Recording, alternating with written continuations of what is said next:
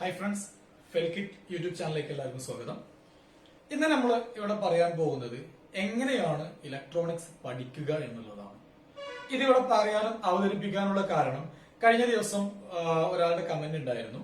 Electronics പഠിച്ചിട്ട് ഇതൊരു പാഷനായിട്ട് കൊണ്ട് നടക്കുക എന്നല്ലാതെ ഇതിനൊരു പ്രൊഫഷൻ ആക്കാൻ കഴിയില്ല എന്നുള്ളതാണ്.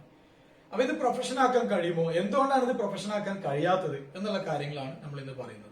നമുക്കറിയാവുന്ന കാര്യമാണ്, നമുക്ക് എവിടെ നോക്കിക്കഴിഞ്ഞാലും ഒരുപാട് ഇലക്ട്രോണിക്സ് പഠിപ്പിക്കുന്ന ഇൻസ്റ്റിറ്റ്യൂട്ടുകൾ ഉണ്ട്, ITIകൾ, പോളി, എഞ്ചിനീയറിംഗ് കോളേജുകൾ എല്ലാം ഉണ്ട്. ഇതിൽ നിന്നൊക്കെ കഴിഞ്ഞ് ഒരുപാട് കുട്ടികൾ ഓരോ വർഷവും പുറത്തിറങ്ങുന്നുണ്ട്.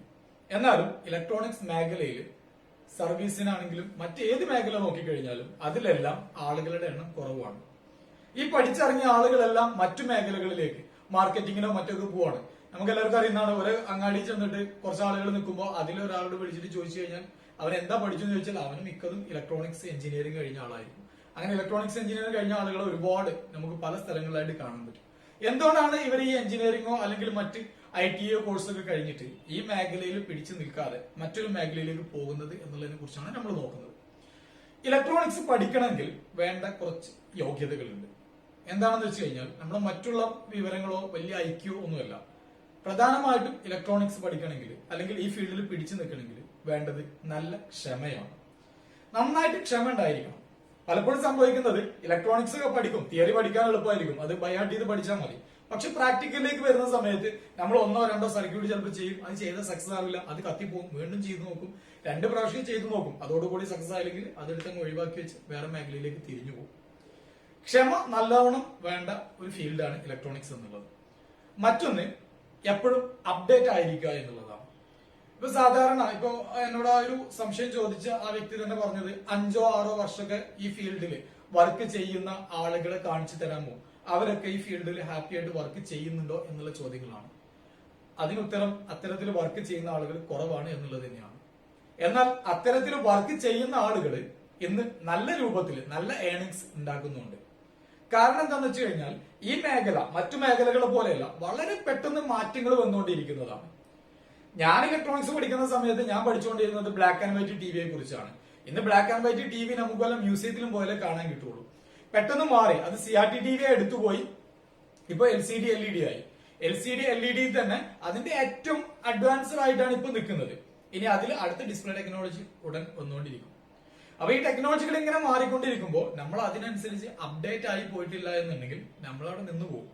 കാരണം CRT TV ഒക്കെ കഴിഞ്ഞ് LCDയുടെ സർവീസിംഗ് മേഖല തുടങ്ങിയ സമയത്ത് പല ആളുകൾ ഇങ്ങനെ പറഞ്ഞിരുന്നു, LCD ഒന്നും നന്നാക്കാൻ പറ്റില്ല, നന്നാക്കുന്നതെല്ലാം കേടുന്നു പോവാണ്. CRT TV തന്നെ ഇനി തിരിച്ചു വരും. അതായത് LCD ഇറങ്ങി തുടങ്ങി, ഇതുപോലെ നന്നാക്കാൻ പറ്റില്ല എന്ന് പറഞ്ഞ് ആളുകളെല്ലാം ഇത് ഒഴിവാക്കുമ്പോൾ വീണ്ടും CRT TV തന്നെ മാർക്കറ്റിലേക്ക് വരും. ഇനി CRT TVയുടെ കാലം തന്നെ ഇനി ഉണ്ടാവും എന്ന് പറഞ്ഞ് LCD TVയുടെ തുടക്കത്തിലും LCD പഠിക്കാതെ അപ്പോഴും CRTയിൽ കൂടിയ ഒരുപാട് ആളുകൾ എനിക്കറിയാം. അവരിപ്പോ കാര്യമായിട്ട് വർക്കൊന്നും ഇല്ലാതെ അങ്ങനെ ഒതുങ്ങിയിരിക്കുകയാണ്. കാരണം LCD വന്നു, LCD പിന്നീട് അങ്ങോട്ട് കയറി ക്ലിക്കായി തുടങ്ങി.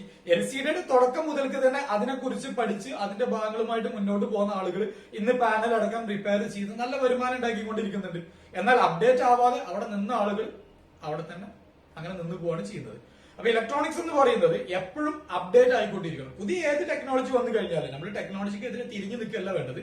ടെക്നോളജിനെ ഫേസ് ചെയ്ത് അതിന്റെ കൂടെ നമ്മൾ അപ്ഡേറ്റ് ചെയ്ത് പഠിച്ചു പോവുകയാണെന്നുണ്ടെങ്കിൽ ഇതിൽ ഉയർന്നു പോകാൻ പറ്റും. അല്ലാതെ നമ്മളൊരു ടെക്നോളജി വന്നു, ഇനി ഈ ടെക്നോളജി തന്നെയാണ് കാലാകാലം എന്ന് കരുതി അതിൽ മാത്രം പഠിച്ചു ഒതുങ്ങി കൂടി കഴിഞ്ഞാൽ നമ്മൾ എവിടെയും വിജയിക്കില്ല. ഇപ്പൊ ഒന്നും വേണ്ട, ഇപ്പൊ നടന്നുകൊണ്ടിരിക്കുന്ന ഒരു സാഹചര്യമാണ് AC ടെക്നീഷ്യന്മാരുടെ അവസ്ഥകൾ. AC ടെക്നീഷ്യന്മാര് കുറച്ചു മുമ്പ് വരെ, 1 വർഷം 1.5 വർഷം മുമ്പ് വരെ AC ടെക്നീഷ്യന്മാർ പലരും പറഞ്ഞിരുന്നത് ഇൻവെർട്ടർ AC അത് ഇവിടെ സക്സസ് ആവില്ല എന്നുള്ളതാണ്. ഗൾഫ് കൺട്രീസിലൊക്കെ ഇൻവെർട്ടർ AC ഒരു വാല്യൂ ഇല്ല. ഇപ്പൊ അവിടെ ഇൻവെർട്ടർ AC ഒന്നും ഉപയോഗിക്കുന്നില്ല, അവിടെ സാധാ AC ഉപയോഗിക്കുന്നത്. ഇവിടെ മാത്രമാണ് ഇൻവെർട്ടർ AC ഉള്ളത്. അതും കുറച്ച് ആളുകൾ കംപ്ലൈന്റ് വരുന്നതോടുകൂടി അത് ഒഴിവാക്കും എന്നൊക്കെ പറഞ്ഞിരുന്നു. ഇവിടെ വൈദ്യുതിയുടെ ചാർജ് താരതമ്യേന കൂടുതലാണല്ലോ. ഈ ഒരു കൂടുതലുള്ളത് കൊണ്ട് തന്നെ ഇൻവെർട്ടർ AC ആണ് ഇവിടെ സക്സസ് ആയിട്ടുള്ളത്. കാരണം ഇൻവെർട്ടർ ACക്ക് വൈദ്യുതി ചെലവ് കുറവാണ്. അതുകൊണ്ട് തന്നെ ഒരുപാട് ഇൻവെർട്ടർ AC ഇറങ്ങിക്കൊണ്ടിരിക്കുന്നുണ്ട്. കംപ്ലൈന്റുകൾ വരുന്നുണ്ട്, ആ കംപ്ലൈന്റുകളെ റിപ്പയർ ചെയ്തെടുക്കാൻ പറ്റുന്നുണ്ട്. എന്നാൽ ഇൻവെർട്ടർ AC ഇവിടെ ക്ലിക്ക് ആവില്ല, ഇവിടെ നോർമൽ AC മാത്രമേ ക്ലിക്ക് ആവൂ എന്ന് പറഞ്ഞിരുന്ന ആളുകൾ ഇപ്പോഴും പഴയ പോലെ ഗ്യാസ് റീഫില്ലിങ്ങും മറ്റു കാര്യങ്ങളുമായിട്ട് ACയുടെ നോർമൽ മെയിന്റനൻസ് മാത്രം എടുത്ത് നടക്കുകയാണ്. അവർക്ക് ഇൻവെർട്ടർ ACയിൽ ഒരു കംപ്ലൈന്റ് വന്നു കഴിഞ്ഞാൽ അത് കംപ്രസർ ആണോ, ഫാൻ ആണോ, ബോർഡാണോ, എന്താണോ കംപ്ലൈന്റ് എന്ന് പോലും തിരിച്ചറിയാൻ പറ്റാതെ അവരാകെ അന്തം വിട്ട് നിൽക്കുകയാണ്. കാരണം അവർ ഇൻവെർട്ടറൈസ് വന്നപ്പോൾ അതിനെ കുറിച്ച് പഠിക്കാൻ ശ്രമിച്ചിട്ടില്ല. എന്നാൽ ഇൻവെർട്ടറൈസിനെ കുറിച്ച് പഠിച്ച ആളുകൾ ഇന്ന് നന്നായിട്ട് വർക്ക് ചെയ്യുന്നുണ്ട്. ഒരു ചെറിയ സർവീസ് ചെയ്താൽ പോലും ഇൻവെർട്ടറൈസിക്ക് 1500 2000 മിനിമം സർവീസ് ചാർജ് ആയിട്ട് മേടിക്കുന്നത്. സ്പെയർ കോസ്റ്റ് വേറെയാണ്. അപ്പൊ ഇതിന് സ്കോപ്പ് ഇല്ലാത്ത കേടൊന്നുമില്ല. പക്ഷെ നമ്മൾ പഠിക്കേണ്ട റൂട്ടുകളുണ്ട്. അതുപോലെ തന്നെ പഠിക്കുന്ന സമയത്ത് വെറുതെ എന്തെങ്കിലും ഒരു തിയറി പഠിച്ചുകൊണ്ട് കാര്യമില്ല. നമ്മൾ പഠിച്ചു പോകുമ്പോൾ ഓരോ സർക്യൂട്ടിന്റെയും പ്രവർത്തനം അറിഞ്ഞ് പഠിച്ചിട്ട് പോകണം. അപ്പൊ നമ്മൾ ഇനി നമ്മുടെ ചാനലിൽ തന്നെ മറ്റൊരു തരത്തിലുള്ള ഒരു സീരീസ് ആരംഭിക്കുകയാണ്. സർക്യൂട്ടുകളുടെ എക്സ്പ്ലനേഷൻ. ബേസിക് ആയിട്ടുള്ള കമ്പോണന്റുകളെ കുറിച്ച് പഠിക്കേണ്ട ഒരു ജനറൽ കാര്യങ്ങളെല്ലാം നമ്മുടെ യൂട്യൂബ് ചാനലിൽ ഇട്ടിട്ടുണ്ട്. ഇനി അഡ്വാൻസ്ഡ് ആയിട്ട് ബേസിക് കമ്പോണന്റ്സുകളെ കുറിച്ച് പഠിക്കണമെന്നുണ്ടെങ്കിൽ FELKIT.com വെബ്സൈറ്റിൽ കയറി കഴിഞ്ഞാൽ അതിൽ കോഴ്സുകളുണ്ട്. നിങ്ങൾക്ക് അഡ്മിഷൻ എടുത്ത് പഠിക്കാവുന്നതാണ്. ബേസിക് എല്ലാം കഴിഞ്ഞ ആളുകൾ, ഇനി അത് മറ്റ് എന്തെങ്കിലും ഡിപ്ലോമയോ ITO ഒക്കെ പഠിച്ചുകൊണ്ടിരിക്കുന്ന കുട്ടികളാണെങ്കിലും എല്ലാവർക്കും ചെയ്യേണ്ട ഒരു കാര്യമാണ്. ബേസിക് പഠിച്ചു കഴിഞ്ഞാൽ പിന്നീട് ഒരുപാട് സർക്യൂട്ടുകൾ ചെയ്തു നോക്കുക. ഹോബി സർക്യൂട്ടുകൾ നമുക്ക് ഒരുപാട് ഇന്റർനെറ്റിൽ കിട്ടും. യൂട്യൂബിൽ നോക്കിയാൽ തന്നെ ഒരുപാട് സർക്യൂട്ടുകൾ ചെയ്യുന്നതിന്റെ വീഡിയോസ് കാണാൻ പറ്റും. നമ്മളെല്ലാവരും വീഡിയോ കാണുന്നുണ്ടാവും, ചിലപ്പോൾ വീഡിയോ കണ്ട് അതുപോലെ ചെയ്യുന്നുണ്ടാവും. പക്ഷെ അതുപോലെ ചെയ്തത് കൊണ്ട് മാത്രം കാര്യമില്ല. വീഡിയോയിൽ കണ്ട അതേപോലെ നമ്മളെല്ലാം എടുത്ത് അങ്ങനെ വെച്ച് കഴിഞ്ഞാൽ അത് വർക്കിംഗ് ആവും. അത് ചെയ്യാൻ ആർക്കും പറ്റും. അതിന് ഇലക്ട്രോണിക്സ് പഠിക്കണമെന്നില്ല. കാരണം വീഡിയോയിൽ എല്ലാ സാധനങ്ങളും കാണുന്നുണ്ട്. റെസിസ്റ്റർ ആണെങ്കിൽ ഒരു കളർ ഉണ്ട്, അതേ കളറുള്ള കമ്പോണന്റ് ഇവിടെ തിരഞ്ഞെടുക്കുക, അത് അതുപോലെ സോൾവ് ചെയ്ത് വെക്കുക. അതുപോലെ കറക്റ്റ് ആയിട്ട് സോൾവ് ചെയ്ത് വെച്ച് കഴിഞ്ഞാൽ അത് വർക്ക് ചെയ്തു. പക്ഷെ ആ ഒരു സർക്യൂട്ടില് ഓരോ കമ്പോണന്റും എന്താവശ്യത്തിനാണ് ഉപയോഗിക്കുന്നത്, അത് എങ്ങനെയാണ് പ്രവർത്തിക്കുന്നത് എന്നുള്ള കാര്യത്തെ കുറിച്ച് പഠിക്കുകയാണെന്നുണ്ടെങ്കിൽ നമുക്ക് ആ സർക്യൂട്ടിനെ കുറിച്ച് വളരെ ഡീപ്പായിട്ടുള്ള ഐഡിയ കിട്ടും. അങ്ങനെ ഒരു ഐഡിയ കിട്ടിക്കഴിഞ്ഞാൽ അതേ സർക്യൂട്ടിൽ തന്നെയുള്ള പല കമ്പോണന്റിനെയും പല തരത്തിലും മാറ്റി തിരിച്ചും മറിച്ചും വെച്ച് കഴിഞ്ഞാൽ ആ സർക്യൂട്ടിനെ തന്നെ പുതിയൊരു സർക്യൂട്ട് ആക്കിയിട്ട് മാറ്റാം.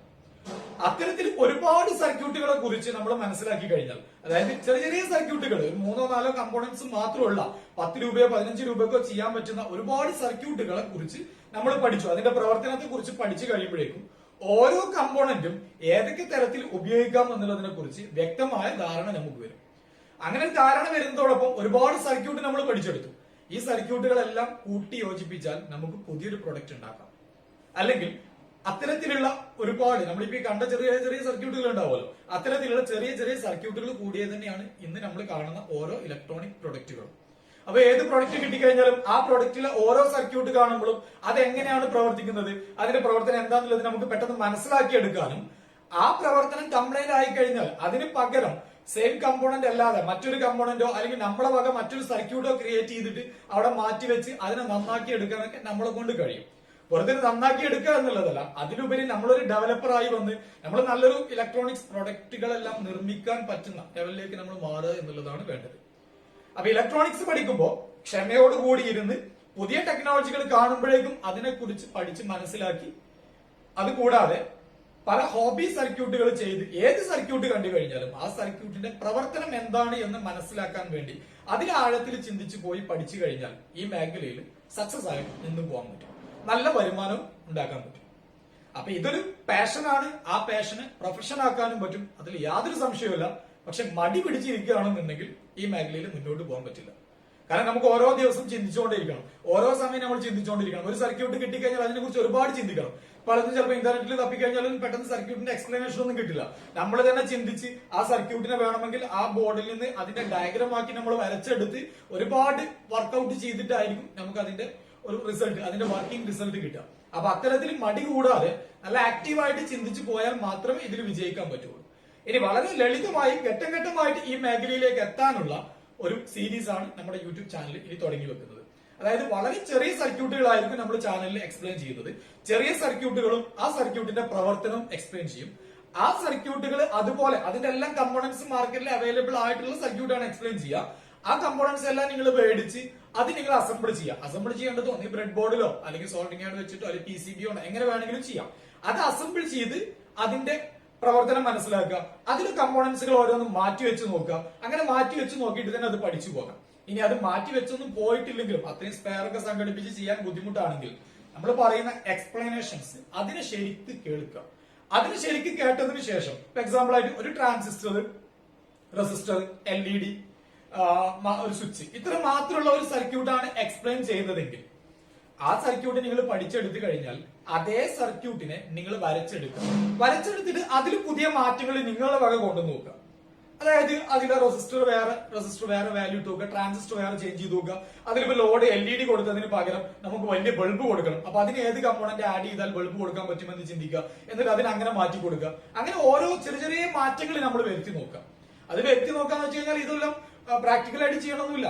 നമുക്ക് നമ്മുടെ ഇത് തന്നെ ബുക്കിൽ വരച്ചു വെച്ചിട്ട് ചെയ്യാം. ഇല്ലെങ്കിൽ ഒരുപാട് സിമുലേറ്റർ സോഫ്റ്റ്വെയറുകൾ ഉണ്ട്, പ്രോട്ടി സിമുലേറ്റർ ഉണ്ട് കമ്പ്യൂട്ടറിൽ ചെയ്യാം. മൊബൈൽ ഫോണിന് വേണ്ടിയിട്ട് തന്നെ ഡ്രോയിഡ് ടെസ്ല എന്ന് പറയുന്ന ഒരു ആപ്പ്, അങ്ങനെ പല ആപ്പുകളുണ്ട്. അത്തരം ആപ്പുകളിലൊക്കെ ബേസിക് ആയിട്ടുള്ള സർക്യൂട്ട് എല്ലാം നമുക്ക് ചെയ്ത് ടെസ്റ്റ് ചെയ്യാൻ പറ്റും. അപ്പൊ അത്തരത്തില് ഓരോ സർക്യൂട്ടും നമ്മൾ ചെയ്ത് ടെസ്റ്റ് ചെയ്ത് അതിലെ മാറ്റങ്ങൾ എന്താന്നുള്ളത് മനസ്സിലാക്കി അങ്ങനെ മുന്നോട്ട് പോകാൻ നോക്കുക. പിന്നെ കുറച്ച് വലിയ വലിയ സർക്യൂട്ടിലേക്ക് അങ്ങനെ വന്ന് അഡ്വാൻസ്ഡ് ആയിട്ടുള്ള വലിയ ലെവൽ മൈക്രോ കൺട്രോളർ ലെവലിലേക്ക് വരെയുള്ള സർക്യൂട്ടുകളിലേക്ക് എത്തിക്കണം എന്നാണ് ഞാൻ ഉദ്ദേശിക്കുന്നത്. തീർച്ചയായിട്ടും നിങ്ങളുടെ സപ്പോർട്ടും സഹകരണം ഉണ്ടെങ്കിലാണ് നമുക്കത് മുന്നോട്ട് കൊണ്ടുപോകാൻ പറ്റുക. കാരണം നമ്മൾ ഇടുന്ന വീഡിയോക്ക് എത്രത്തോളം റീച്ച് ഉണ്ടോ അതിനനുസരിച്ച് നമുക്കൊരു ഇൻട്രസ്റ്റ് ഉണ്ടാവും അത് പിന്നെയും അടുത്തത് ചെയ്തു പോരാൻ. അപ്പോൾ മാക്സിമം നിങ്ങൾ പഠിക്കുന്ന കുട്ടികൾക്കും മറ്റുള്ളവർക്കും ഒക്കെ ചാനൽ ഷെയർ ചെയ്യാം. എന്നിട്ട് നമുക്ക് ഈ ഒരു സീരീസിലൂടെ ഇലക്ട്രോണിക്സ് പഠിക്കാൻ താല്പര്യമുള്ള ആളുകളാണ് നമ്മുടെ ചാനൽ ഫോളോ ചെയ്യുന്നത്. അവർക്ക് ഒന്നുകൂടെ ഉഷാറായിട്ട് ഇലക്ട്രോണിക്സിൽ നന്നായിട്ട് ഉയർന്നു പോകാനുള്ള ഒരു ലെവലിലേക്ക് പോകാൻ വേണ്ടി നമുക്ക് ഒരുമിച്ച് ശ്രമിക്കാം. അടുത്തൊരു വീഡിയോയുമായിട്ട് നമുക്ക് വീണ്ടും കാണാം.